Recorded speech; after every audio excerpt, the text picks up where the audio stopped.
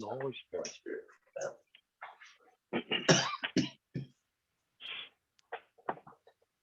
A reading from the book of the prophet Ezekiel.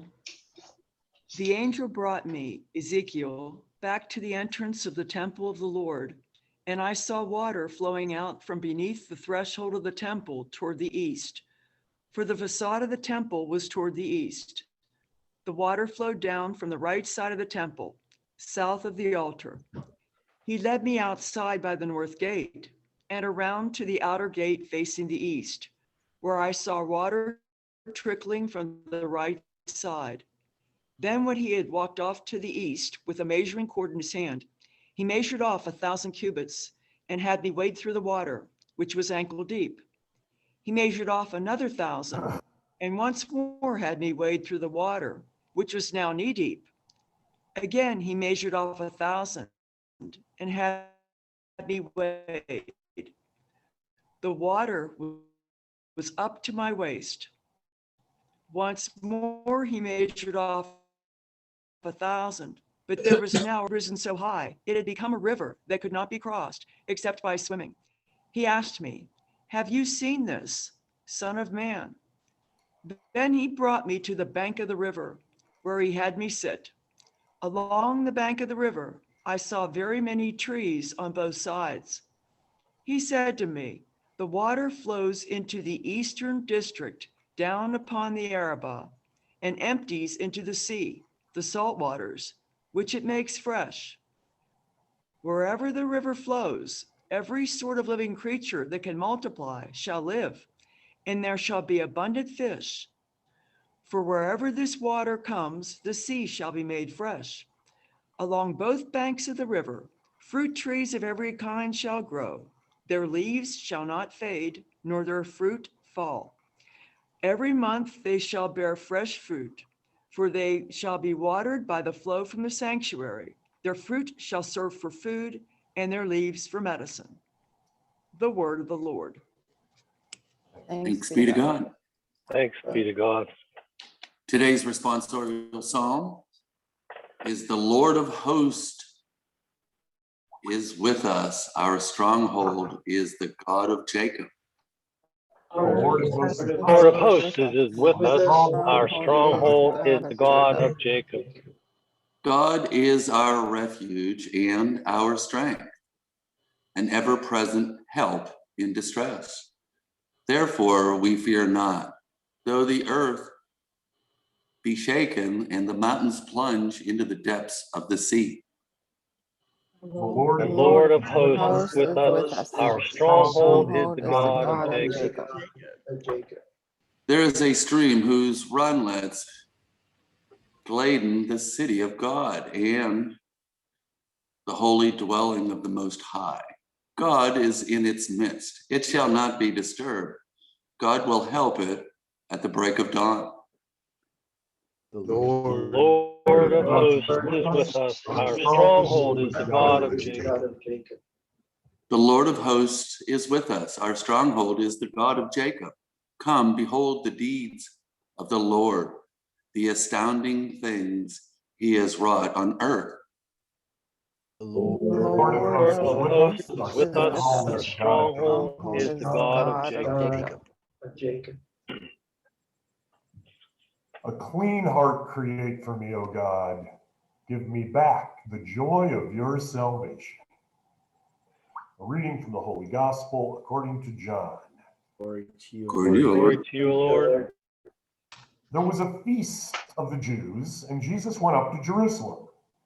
Now there is in Jerusalem at the sheep gate a pool called in Hebrew Bethesda, with 5 porticos. In these lay a large number of ill, blind, lame, and crippled. One man was there who had been ill for 38 years.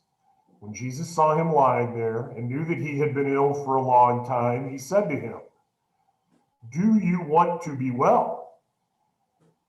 The sick man answered him, "Sir, I have no one to put me into the pool when the water is stirred up. While I am on my way, someone else gets down there before me." excuse me. Bless you. Jesus said to him, "Rise, take up your mat and walk." Immediately the man became well, took up his mat and walked. Now that day was a Sabbath. So the Jews said to the man who was cured, "It is the Sabbath, and it is not lawful for you to carry your mat." He answered them, "The man who made me well told me, 'Take up your mat and walk.'" They asked him, "Who is the man who told you, 'Take it up and walk'?" The man who was healed did not know who it was, for Jesus had slipped away, since there was a crowd there. After this, Jesus found him in the temple area and said to him, "Look, you are well. Do not sin anymore, so that nothing worse may happen to you." The man went and told the Jews that Jesus was the one who had made him well. Therefore, the Jews began to persecute Jesus because he did this on the Sabbath. The Gospel of the Lord. Praise Praise to you, O Lord To Jesus. Lord Jesus Christ. Good morning. Good Good morning. morning. So recently I was feeling a little nostalgic, thinking about many years ago when Lucy and I were newlyweds and we bought our first house. It had a big backyard, but the backyard was kind of too cute. The house sat up on the top of a big hill and it was flat for a little ways. And then there was a very steep hill that went down.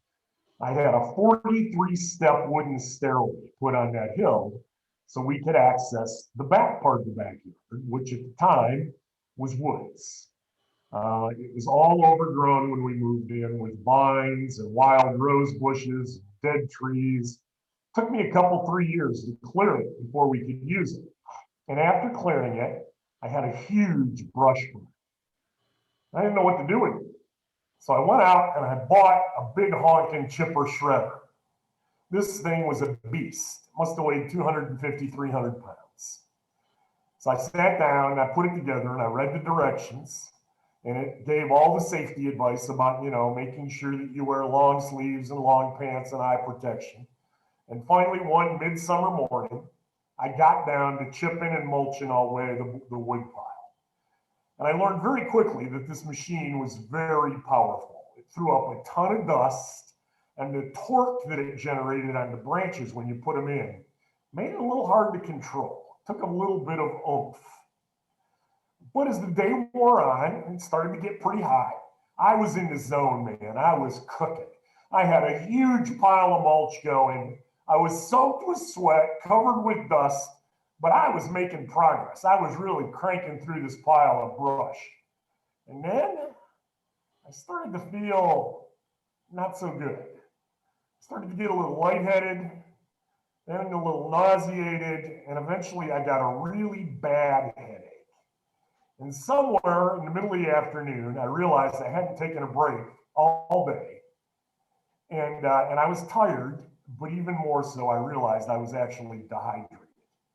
Not just thirsty, seriously in trouble here, dehydrated. Long and short of it, I got up the steps quickly to the house, got a huge glass of water, never tasted so good, and I felt better. But then I got into the shower, got off that filthy dust that had accumulated all over me in the sweat, and man, wow, did I feel better. I was clean, I was refreshed, and it was tremendous. You ever been that kind of thirsty, that kind of dehydrated where you actually started to feel sick? Water is life-giving. What makes this place, this blue marble that we live on, so unique? It's the first thing that they look for, the scientists on other planets, to see if it has any chance of having life. Life needs water. And water is symbolic of life. Clean, clear, running water means life. And in our first reading today, we hear all about life-giving water. As is often in the case in the Bible, water is symbolic of life and of God's life-giving grace. And just as we rely upon water to sustain our physical lives, our physical selves, we have to rely upon grace to sustain us spiritually. Just like a lack of water eventually allows us to get sick, a lack of grace will make us spiritually ill. And in our first reading, Ezekiel sees how the restoration of the temple, the restoration of the worship of God, has caused grace to once again flow over the land, cleanse it, refresh it, and bring life back, restoring spiritual life to the people of Israel, cleansing away the filth of sin and refreshing the soul. In our gospel, too, we see the symbolism of water. The sick man is sitting by the pool of Bethesda. Bethesda actually means house or place of mercy. And the men and the women there who are ill believe they can be made clean in the pool of their physical ills through the mercy of God. It's reminiscent of baptism, which cleanses us of our spiritual ills, cleanses away our sins. And enter Jesus. A little further on in the Gospel of John, 2 chapters from our Gospel today, John states, Jesus says, "If anyone thirsts, let him come to me and drink. He who believes in me, out of his heart will flow living waters." The sick man in our gospel today is cured without ever going into the pool, into the place of mercy, because he received cleansing and refreshment from the source of all mercy, the source of all grace. He believed, and he was able to drink of the living water of Christ. During this season, may each of us, through our Lenten observances, all be gifted to partake of God's living waters of grace and mercy. Thank you, Deacon.